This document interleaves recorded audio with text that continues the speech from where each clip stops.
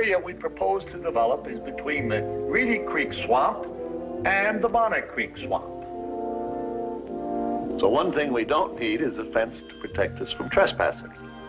Here in Florida, we have something special we never enjoyed at Disneyland, the blessing of size. There's enough land here to hold all the ideas and plans we could possibly imagine. In this video series, we looked at the property that makes up the Walt Disney World Resort. You have the eastern edge, where you had Hotel Plaza Boulevard and it went to the Preview Center. You have the southern edge, which is US 192 essentially, and it's where it heads up to World Center Drive. And you have the northern edge, where we started to talk about some of the things that are up there. Primarily, that was where the cast member entrance is, and we'll do some more about that later. But today I wanted to talk to you about the western edge of the Walt Disney World Resort. Now, until recently, it was pretty much off limits to guests. Now, more recently, like in the last year or so, they've opened it up to guests, well, at least part of it. And in the past, it was considered a backstage area and consisted of a couple of smaller county roads that went along the edge of it. But now that they've opened it up, you can actually take a drive along it. And it's totally open to the public to drive down because they want to have an entrance that comes into the park from the western edge to alleviate some of the traffic that comes from the south and the east.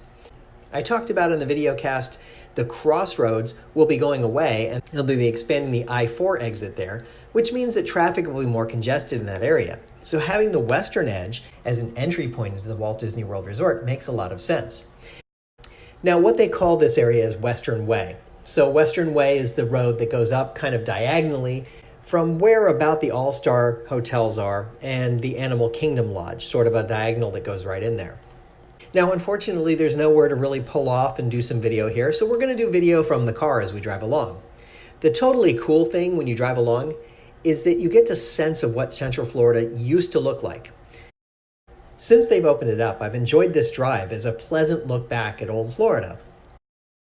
This looks very similar to what it looked like in the late 1960s or early 1970s. As you drive along, you'll see the back of the Coronado Springs Resort as one of the many things that's along this property, just to give you a sense of where we are. To a large degree, this is what the area that now contains the Walt Disney World Resort used to look like. Well, more or less anyway, with the scrub brush and some of the pine trees and some of the marshlands that are here.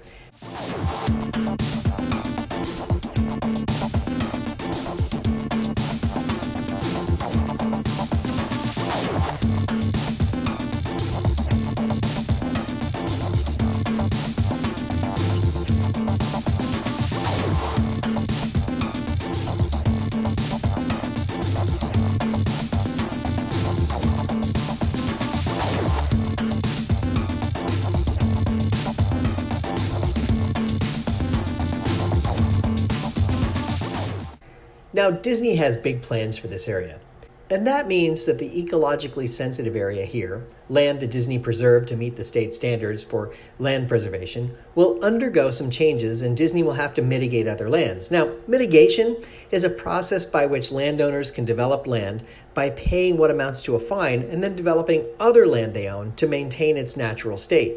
Now, as we've heard about over the years, Disney has acquired some additional land to the northwest of the property that they plan to do that on in the future. And as far as the bigger picture goes, along the western edge, Disney's planning on moving the collegiate housing, people who were in the college program, to an area around here. They want to put new hotels and something called Flamingo Crossing in here.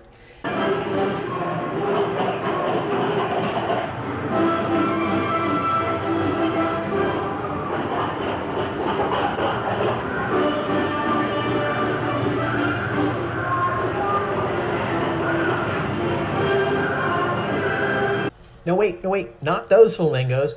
Those are the ones that were in If You Had Wings. No, we're talking about Flamingo Crossing. This is a new development area that Disney wants to build. The idea for Flamingo Crossing is it's a pleasant guest area. Now, whether they'll continue to build up other shopping and dining to kind of be similar to Disney Springs, or whether they have something else in mind, whether this is just for some corporate housing and some shops and restaurants to support that, I think that's still debatable at this point. I really don't know what that means. If we look at the grand plan, if we look at the overall picture, it's hard to know exactly what they have in mind. And hopefully in the future, Disney continues to develop new ideas and new concepts that don't really commercialize things as much as they do celebrate the area that they're on. That the entirety of the Walt Disney World Resort is something special. But as you look up the western edge, there really isn't much development that goes up the rest of the western edge all the way up until you get to around the Magic Kingdom. There isn't much going on there. This was all cow pasture. This was all undeveloped land. But now they want to start using that property to their advantage.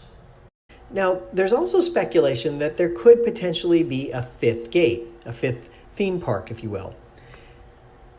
Now, whether they will or they won't, or what that theme park could be, is anyone's guess. There's a lot of speculation because of the amount of land and some of the land usage that they've looked at. If we look at the overall map here, you kind of get the sense that they've got something in mind that may be a theme park, maybe a something else, maybe some other conservation land. We don't know, but they have something in mind to use this land for. The development around the Walt Disney World Resort is extreme. There's so much development happening, and now you don't have much undeveloped land left. So it's kind of neat to have this little glimpse into history here and see what the undeveloped land looks like.